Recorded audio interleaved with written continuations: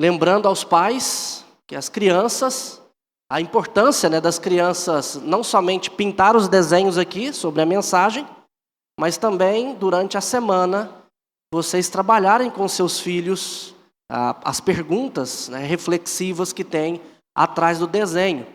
E hoje no final, crianças, eu quero bater um papo com vocês aqui, tá? Quando terminar, quero chamar vocês aqui para a gente conversar um pouquinho sobre os desenhos e eu entregar também os prêmios aí, as lembrancinhas aí, para quem já me entregou os desenhos dos meses passados, tá bom? Vamos então abrir e ler a palavra do Senhor em Ezequiel, no capítulo de número 37. Só para vocês entenderem antes da leitura, meus irmãos, o contexto de Ezequiel. Ezequiel ele foi chamado por Deus para profetizar contra Israel. E o livro começou a ser escrito 5 anos depois que a Babilônia foi até Jerusalém e levou cativo a cidade. Num primeiro momento, a cidade ela não foi tomada, mas a nobreza foi levada para a Babilônia e Ezequiel foi junto. 5 anos depois, ano em que Ezequiel completaria 30 anos, e era o ano em que ele se tornaria sacerdote, Deus então dá algumas visões a ele e ordena que ele fale contra o seu povo. E Ezequiel, então, tem que profetizar contra o seu povo por causa do pecado deles. E depois de alguns anos, então, aquilo que foi profetizado se cumpre. Aquilo que Ezequiel havia dito se cumpre. E, meus irmãos, a profecia, ou as profecias que Ezequiel fez contra o povo de Deus, foi exatamente por causa da idolatria desse povo.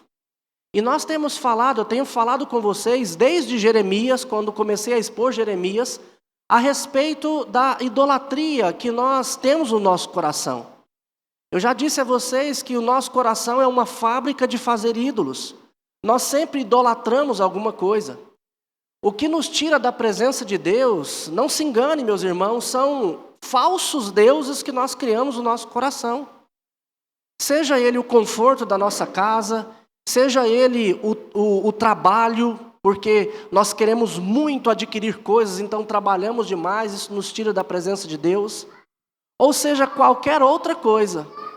Mas o que nos tira da presença de Deus são sempre ídolos no nosso coração. E eu disse a vocês que um ídolo é alguma coisa boa de Deus, na maioria das vezes, algo que é bom de Deus, mas que nós elevamos a um status de divindade na nossa vida. Nós colocamos tanto amor nessa coisa, nós vivemos em função disso, que isso passa a ser a razão do nosso viver. Por exemplo, nós podemos idolatrar um filho, que é muito bom, mas eu posso viver tanto para esse filho, ao ponto de achar que a morte dele, a perda dele, é o fim da minha vida. E eu tenho dito isso para vocês também, que um ídolo, ele nos traz desespero, a perda dele traz desespero, não somente tristeza, mas como nós fazemos dele uma coisa última, perdê-lo seria o fim da nossa vida. E isso é um Deus que nós criamos no nosso coração. E Ezequiel profetizou contra o povo de Deus, contra Jerusalém, por causa dos ídolos que eles haviam criado. Mas nesse momento aqui, o texto que nós vamos ler, o Senhor mostra para Ezequiel um vale de ossos secos. Talvez esse texto seja o principal, o mais conhecido do livro de Ezequiel. E o Senhor leva ali e mostra ele a esse vale de ossos secos. O questiona se Deus poderia reviver esses ossos secos, fazer dele um povo.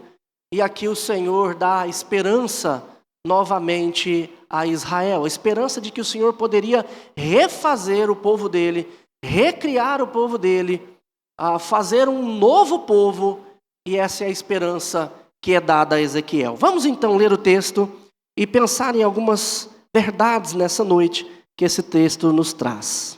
Ezequiel 37. veio sobre mim a mão do Senhor. Ele me levou pelo Espírito do Senhor e me deixou no meio de um vale que estava cheio de ossos, e me fez andar ao redor deles. Eram muito numerosos na superfície do vale e estavam sequíssimos. Então me perguntou: Filho do homem, acaso poderão reviver estes ossos? Respondi: Senhor Deus, tu sabes. Disse-me ele: profetiza a estes ossos e dize-lhes: ossos secos, ouve a palavra do Senhor. Assim diz o Senhor Deus a estes ossos: eis que farei entrar o Espírito em vós e vivereis. Porém tendões sobre vós, farei crescer carne sobre vós. Sobre vós estenderei pele e porei em vós o Espírito e vivereis. E sabereis que eu sou o Senhor. Então profetizei segundo me fora ordenado, e enquanto eu profetizava, houve um ruído, um barulho de ossos que batiam contra ossos e se ajuntavam, cada osso ao seu osso.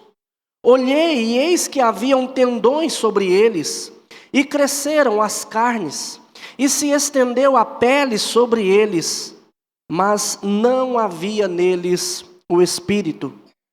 Então ele me disse: profetiza ao Espírito, profetiza ao Filho do homem, e dize-lhe: assim diz o Senhor Deus: vem dos quatro ventos, ó Espírito, e assopra sobre estes mortos para que vivam. Profetizei como ele me ordenara, e o Espírito entrou neles, e viveram e se puseram em pé, um exército sobremodo numeroso. Então me disse: filho do homem, estes ossos são toda a casa de Israel. Eis que dizem: os nossos ossos se secaram e pereceu a nossa esperança. Estamos de todo exterminados. Portanto, profetiza e dize-lhes: assim diz o Senhor Deus: eis que abrirei a vossa sepultura e vos farei sair dela, ó povo meu, e vos trarei à terra de Israel. Sabereis que eu sou o Senhor, quando eu abrir a vossa sepultura e vos fizer sair dela, ó povo meu, porei em vós o meu espírito e vivereis, e vos estabelecerei na vossa própria terra. Então sabereis que eu, o Senhor, disse isto e o fiz, diz o Senhor. Quando Deus sopra vida. Esse texto, meus irmãos, mostra que por causa do nosso pecado, nós somos incapazes de viver, de ter vida em nós mesmos, mas que essa vida, ela pode ser recriada por aquele que não somente pode nos trazer vida novamente, como também criou todas as coisas desde o princípio do mundo. A primeira coisa que nós temos que observar aqui é o cenário da morte. Quando Deus pega Ezequiel e o leva para esse vale, nós temos ali um cenário de morte. E esse é o estado de todo ser humano quando ele nasce. Eu já ensinei para a igreja, vocês sabem, quem já me ouviu, que todos nós já nascemos mortos em nossos delitos e pecados. E isso por conta do pecado do nosso primeiro representante, Adão. Porque Adão pecou, todos nós pecamos com ele. Porque Adão morreu, todos nós morremos com ele. E eu já expliquei para vocês, porque muitas vezes as pessoas perguntam, né? O que eu tenho a ver com Adão? O que nós temos a ver com Adão É porque Deus criou o ser humano, ou a raça humana, através da representatividade. Ele criou Adão para representar toda a raça humana. E, portanto, o pecado, as decisões de Adão, trariam consequências para todo ser humano, e foi isso que aconteceu. Todos nós, então, nascemos mortos em nossos delitos e pecados. Todos nós merecemos o inferno. Todos nós perdemos o direito de estar com Deus. Nenhum de nós pode exigir de Deus estar com Ele baseado em alguma justiça que seja nossa própria. E é por causa desse estado que nós vamos na contramão de Deus, nós corremos contra Ele muitas vezes e nós adoramos outras coisas. Desde o primeiro pecado, o homem, ele tem a tendência de adorar alguma divindade. E a inclinação dele é de adorar algo que não seja Deus. E aqui o povo de Israel estava fazendo exatamente isso. Meus irmãos, o povo de Israel, eles estavam comendo, bebendo e vivendo a vida tranquila. E achando que estava tudo bem. Achando que estava tudo bem porque iam para o templo. Achando que estavam tudo bem porque eles sacrificavam ao Senhor. Achando que estava tudo bem porque simplesmente nasceram em Israel. Assim também, muitas vezes, nas nossas igrejas, nós temos pessoas assim. Pessoas que vivem, que acham que está tudo bem, de repente, porque é filho de crente. Cuidado, adolescente. Cuidado, jovem. Porque o que te faz um filho de Deus não é ser filho de um pai e de uma mãe crente. Mas tem também muitos adultos, ou jovens, adolescentes também, que acreditam que está tudo bem com o Senhor porque frequentam a igreja, porque estão aqui. Mas cuidado, porque não é o fato de frequentar a igreja que está tudo bem. E muitas vezes, então, nós vamos levando uma vida tranquila e esquecemos de analisar e ver como de fato estamos. E tem muitas pessoas que, ao analisar a sua vida, perceberão que estão como esses ossos nesse vale seco, sequíssimos. Uma vida, na verdade, sem vigor. Uma vida sem satisfação plena que só podemos encontrar no Senhor. Uma vida onde a gente corre atrás das coisas, mas parece que nunca chega. Estamos cansados nos nossos relacionamentos, estamos cansados no nosso trabalho, estamos cansados no nosso viver o tempo todo. É como se bebêssemos água o tempo todo, mas nunca saciasse a nossa sede. E às vezes achamos que está tudo bem, mas na verdade não está. Porque nós temos criado ídolos no nosso coração e ido atrás de muitas coisas. Mas talvez você esteja bem com o Senhor, de fato, tem buscado o Senhor e a sua vida tem sido uma vida de busca contínua. Mas você olha ao seu redor e de repente você vê um filho na idolatria, você vê um parente querido que não entrega a sua vida para Cristo por conta de adorar outras coisas. De buscar mais que tudo o dinheiro no trabalho, ou então o prazer em um copo de cerveja, ou nas drogas, ou em qualquer outras coisas, e você olha para tudo aquilo ali, e você começa a perceber o quanto estão secos, como esses ossos aqui nesse vale. Meus irmãos, e quando nós analisamos isso, a primeira coisa que vem à nossa mente é o desespero, a desilusão, a tristeza, por conta da situação do ser humano. Quando Jesus percorria a cidade de Jerusalém, em Mateus capítulo 9, ele diz que ele andava e tinha compaixão das pessoas porque elas estavam aflitas e exaustas como ovelhas que não têm pastor. E muitas vezes nós nos sentimos assim, ou então nós sentimos exaustos, ou então nós vemos pessoas e nos compadecemos dela porque parecem ovelhas que não têm pastor. E isso traz tristeza ao nosso coração. Muitas vezes olhamos para a nossa vida, família ou igreja, e só vemos impossibilidades. Só impossibilidades. Há momentos em que a esperança parece enterrada. Às vezes pode ter 2, 3, 4, 5 anos que você luta contra um problema emocional, ou 2, 3, 4, 5, 10 anos que você luta com um cônjuge ou com um filho para que haja mudança e nunca muda. Você caminha tanto tempo com tantas coisas, de fato, e de forma que você às vezes perde a esperança. Mas o segundo cenário que nós vemos aqui é algo que pode recriar, ou melhor, pode criar a esperança. E a segunda verdade que eu quero mostrar para você aqui é sobre essa palavra de Deus, a palavra que cria esperança.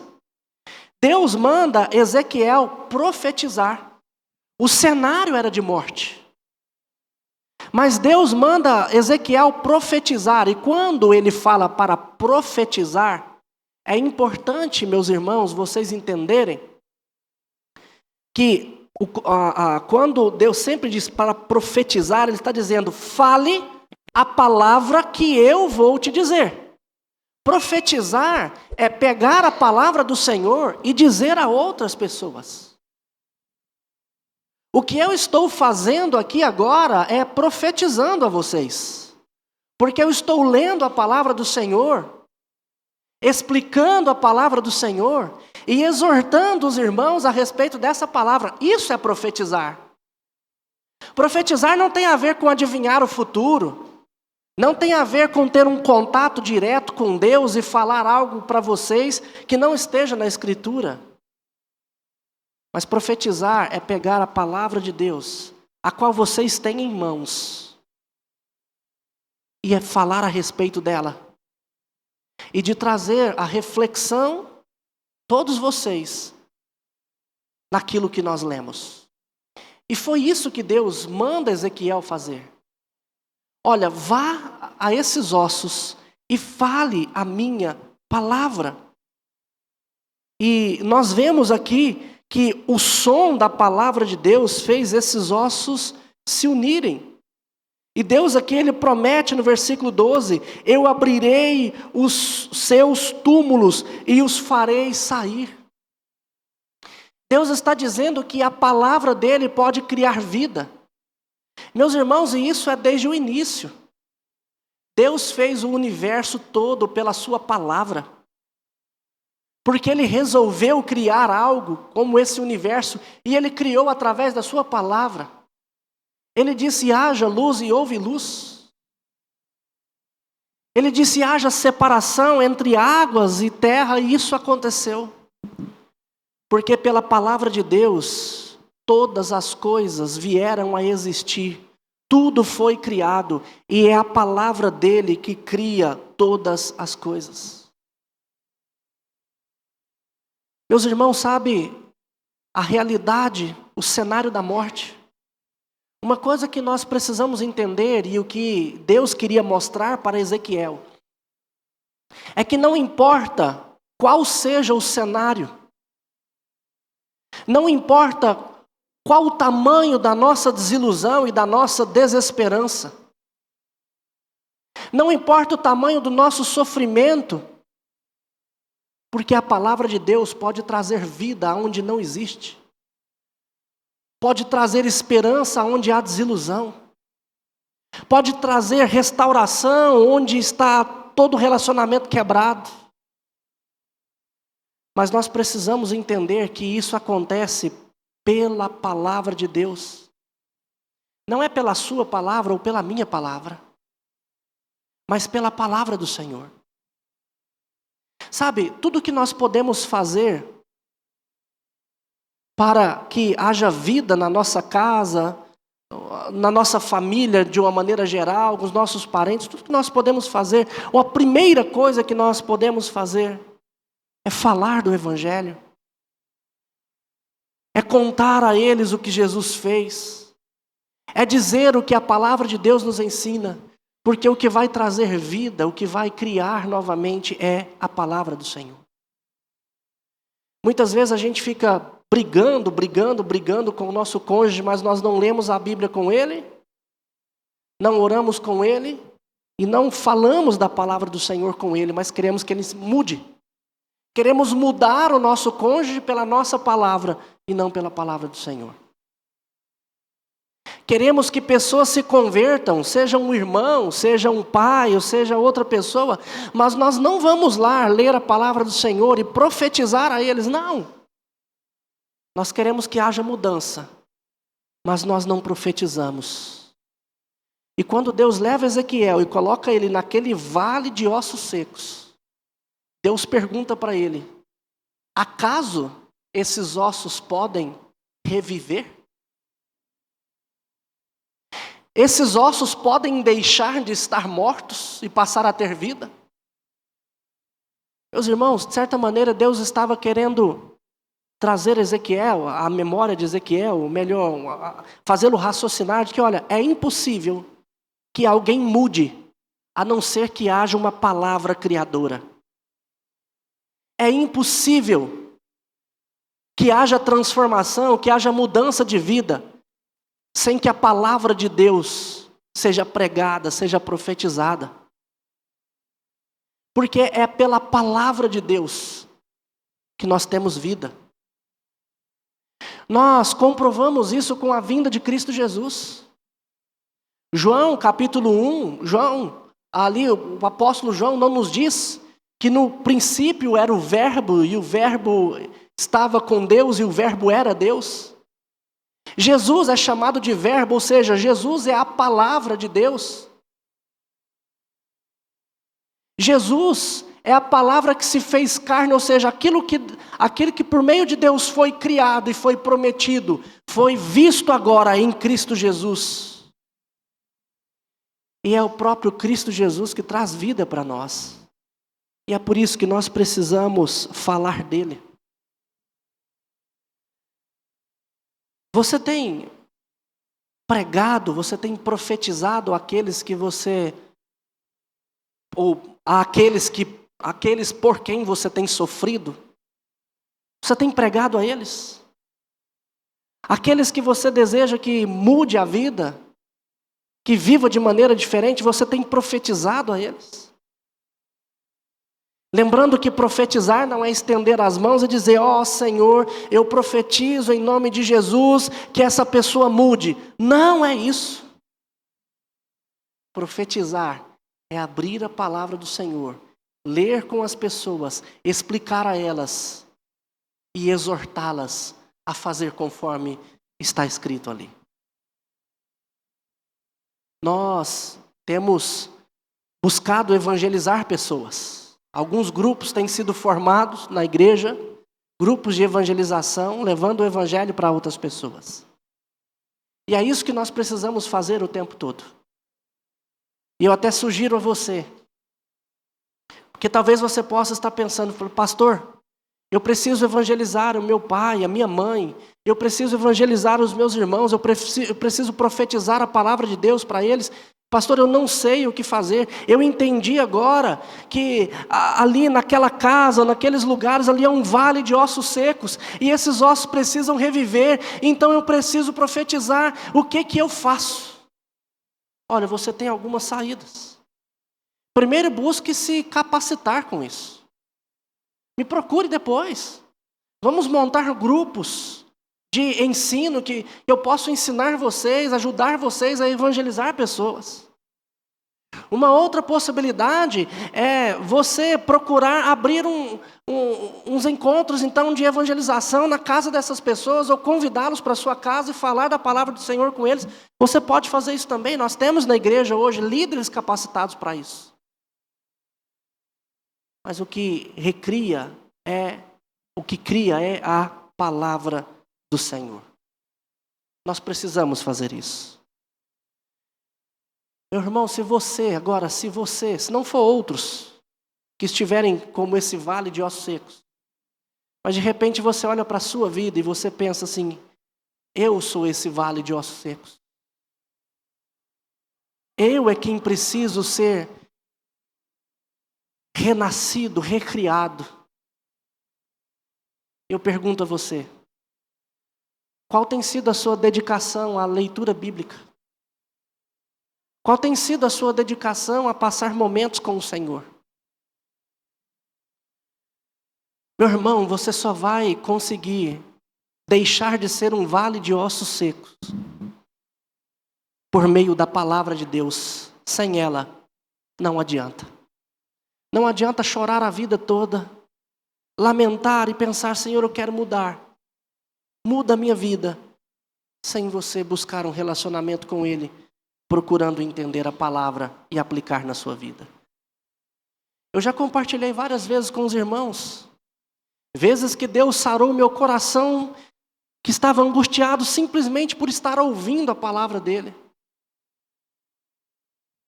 E eu já disse isso a algumas pessoas, olha, por que você não troca, de repente você vai para o serviço ouvindo os noticiários, por que você não troca o noticiário por ouvir uma Bíblia?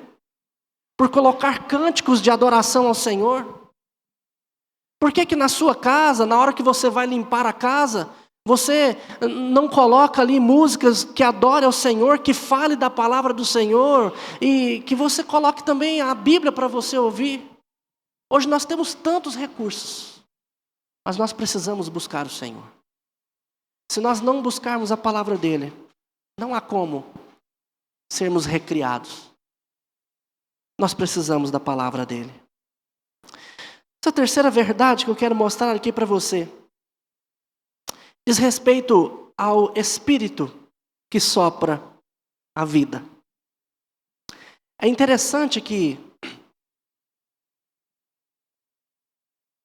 mesmo depois de unidos e cobertos de carne, né, e pele, os corpos ainda estavam mortos.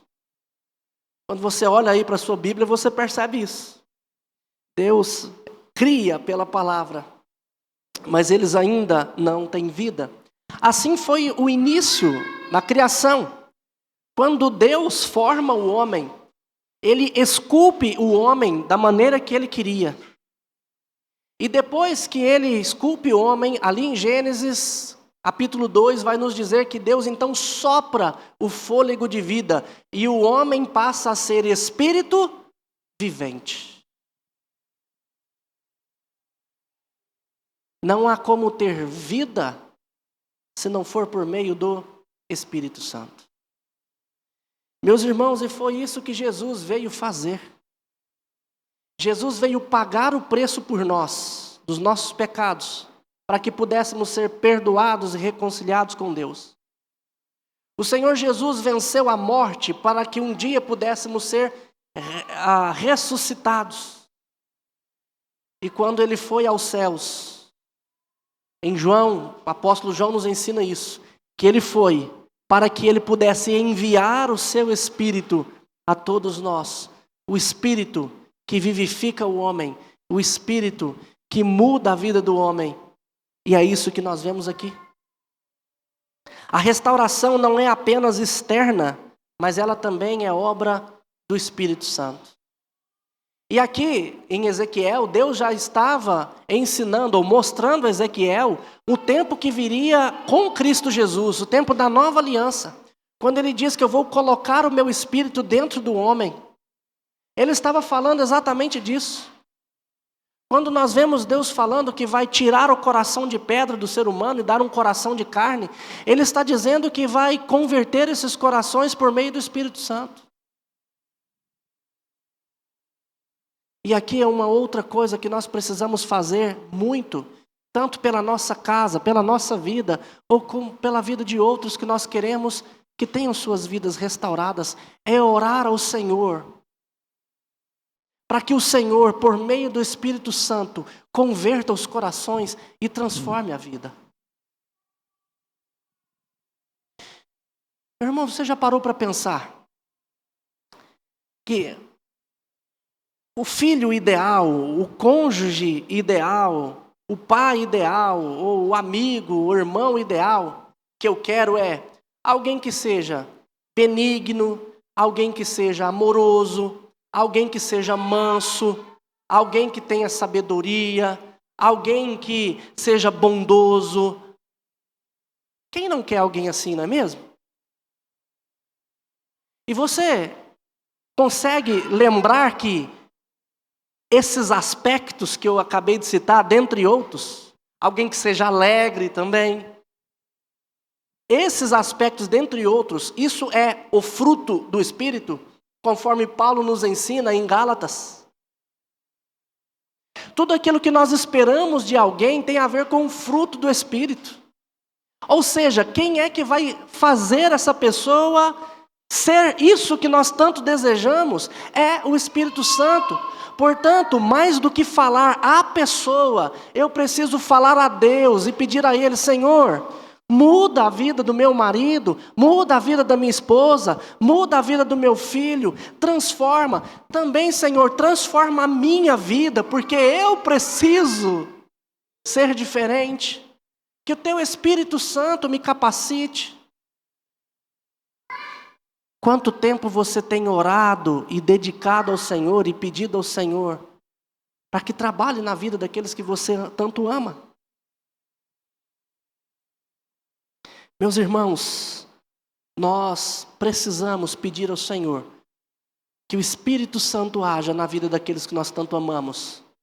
Porque se não for pelo Espírito Santo, não há como o homem buscar a Deus. Nós precisamos orar a Ele. Mas quarta e a última verdade que eu gostaria de destacar nesse texto tem a ver com o Deus que ressuscita a esperança. O Deus que ressuscita a esperança.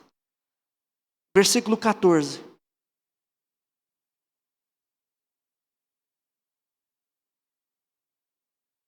É importante lembrarmos que Ezequiel está ali naquele vale de ossos secos. Mas aquele vale de ossos secos representava o povo de Deus. Não era o povo de Deus. Deus faz ali uma representatividade do que Ele faria na realidade. E depois que Deus mostra o que Ele é capaz de fazer, então Ele diz no versículo 14, Ele diz: porei em vós o meu espírito e vivereis, e vos estabelecerei na vossa própria terra, então sabereis que eu, o Senhor, disse isso e o fiz, diz o Senhor. Meus irmãos, depois de mostrar o que Ele é capaz de fazer, então Deus diz: eu vou fazer isso com vocês. Meu querido, e o Senhor fez. O Senhor enviou Cristo Jesus exatamente para que Ele pudesse fazer isso. Transformar a nossa vida e dar a nós a oportunidade de deixarmos de ser mortos e passarmos a ter vida com Ele. Mas é importante nós entendermos que não há vida se não for em Cristo Jesus, por meio do Espírito Santo. Jesus é tudo aquilo que nós precisamos para a nossa vida, porque Ele é a vida. Não foi isso que Ele mesmo disse? Eu sou o pão da vida. Quem de mim se alimenta, por mim me viverá. O Senhor Jesus, quando estava ali no caminho, indo para Galiléia, Ele passa por Samaria e encontra aquela mulher ali naquele poço a tirar água. Inclusive nós cantamos algo que faz alusão a isso. Cantamos que queremos ser verdadeiros adoradores, para Ele fazer de nós verdadeiros adoradores, que adorem a Deus em espírito e em verdade. No diálogo com aquela mulher, uma mulher que estava cansada, uma vida difícil, o Senhor Jesus oferece a ela uma água da vida, que faria com que ela jamais voltasse a ter sede. Meu irmão, nós temos fome e sede de muitas coisas nesse mundo, mas eu já disse a vocês, Não existe nada que seja finito que sacie a nossa vida.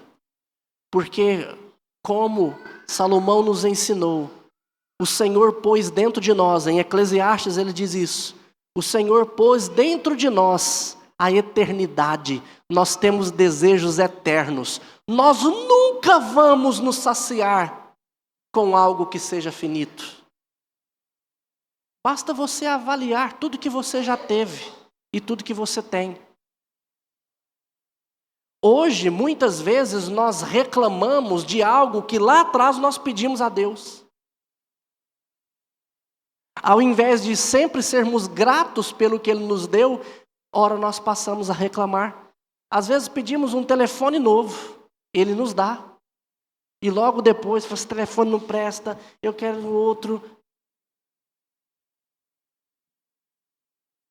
Pedimos ao Senhor, Senhor, me ajuda a ter um bom emprego. Aí quando eu consigo conquistar um emprego, que eu consigo comprar as coisas que eu quero, logo eu estou insatisfeito porque eu quero mais. A gente nunca consegue ser satisfeito com a vida que a gente tem, porque a gente sempre deseja ter algo que o outro tem. Se você for sincero com você mesmo, você vai perceber isso. Assim somos todos nós. Eu sou assim também. Porque nada que seja finito sacia a nossa sede e a nossa fome por algo que é infinito. E esse somente Cristo Jesus pode ser. Só Ele é. E só Ele pode saciar, então, tudo que nós desejamos. O Senhor disse, eu vou colocar o meu Espírito dentro de vocês.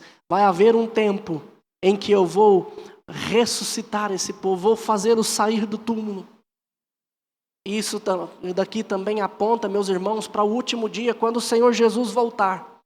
Porque a palavra de Deus nos ensina, conforme Paulo, escrevendo a sua primeira carta aos Coríntios, no capítulo 15, ele diz que Jesus é a primícia dos que dormem. Assim como Ele ressuscitou, nós também ressuscitaremos. Vai haver um dia em que Cristo voltar, em que todos nós vamos voltar a ter vida. Os nossos ossos, que estarão secos, sequíssimos, baterão uns com os outros, como aconteceu aqui. O Senhor vai recriar o nosso corpo, só que agora não um corpo mais que se deteriora, mas um corpo glorioso, em que vive eternamente com Cristo Jesus, como Ele está agora. E todo esse nosso anseio que nós temos hoje, mas que não conseguimos, nós vamos ter em Cristo Jesus. Ele vai ser aquele que vai nos saciar eternamente. Mas nós precisamos entender que isso só pode acontecer por meio da palavra de Deus e do Espírito Santo de Deus, que transforma a nossa vida e nos faz ressurgir dos mortos novamente. Quando nós entendemos isso e buscamos somente isso, meus irmãos, tudo fica diferente na nossa vida. Eu quero terminar com você nessa noite perguntando a você, fazendo algumas perguntas para você refletir. Onde estão os ossos secos da sua vida hoje? Quem são eles? É você? É o seu pai? Sua mãe? Seus irmãos? Talvez seu filho? Sua filha? Quem são? Chore por eles. Sofra pelo estado deles. Mas não deixe, meu querido, não deixe de falar a eles a palavra de Deus.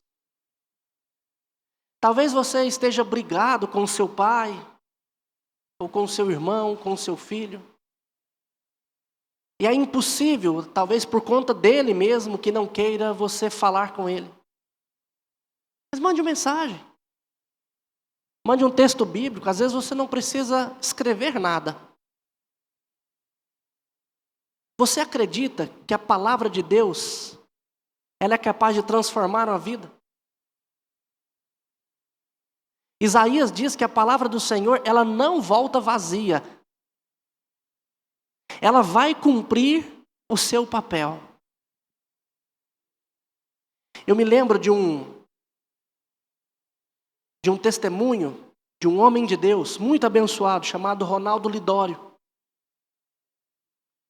Ronaldo Lidório, um pastor, missionário presbiteriano, um homem muito piedoso.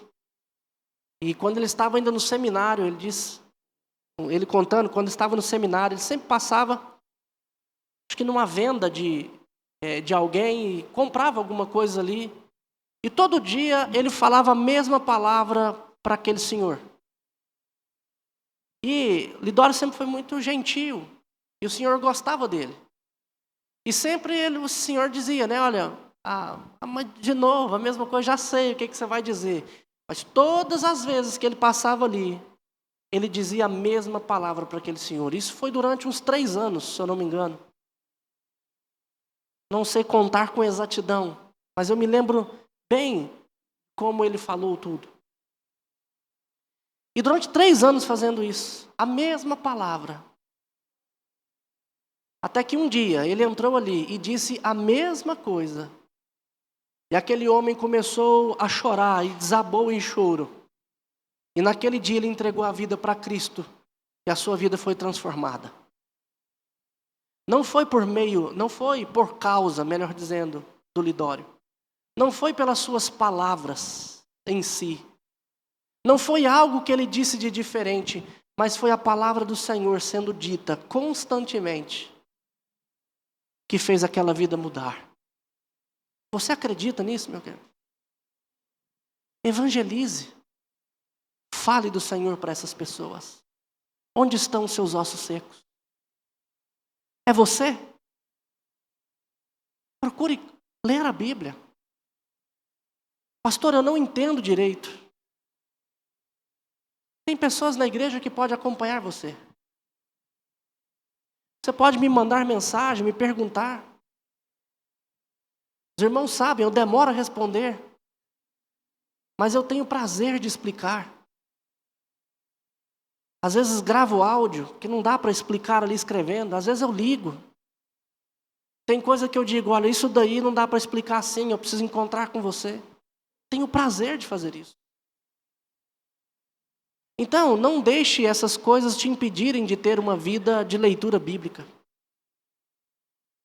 Comece pouquinho com um pequeno texto todos os dias, mas crie o hábito de você fazer isso. Isso vai transformar a sua vida. Isso vai transformar a sua vida. Por último, meus irmãos, você tem orado a Deus e pedido ao Espírito Santo que mude as pessoas que você tanto ama? Tem confiado essa obra ao Espírito Santo ou você tem tentado fazer do seu jeito? Como tem sido a sua vida de oração?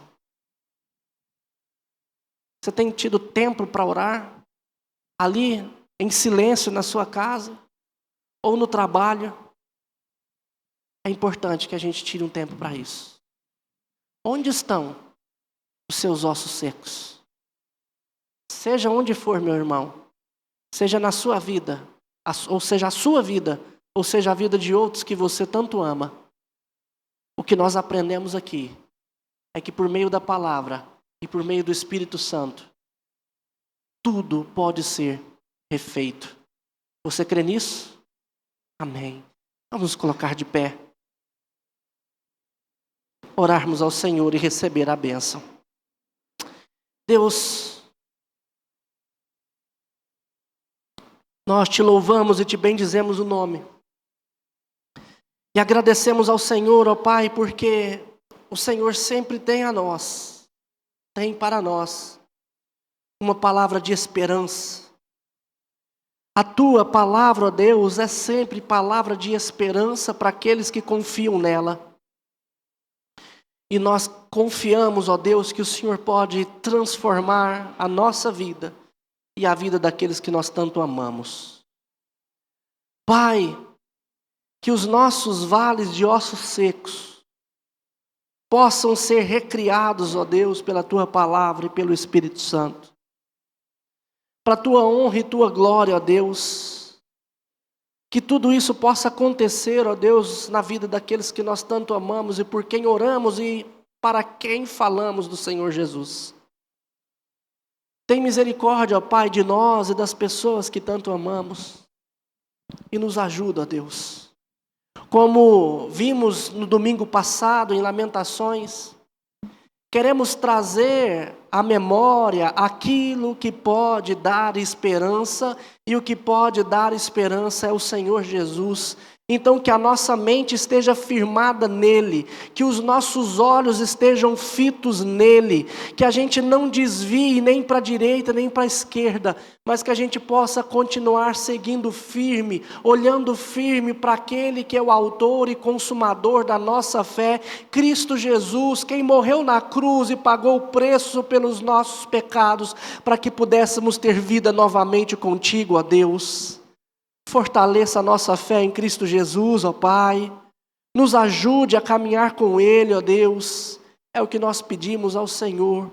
E agora, irmãos, que a graça do nosso Senhor e Salvador Jesus Cristo, Filho, que o amor de Deus, o Pai, e que a eterna comunhão e consolação do Espírito Santo repouse sobre vocês hoje e para todos sempre. Amém e amém. A igreja pode se assentar.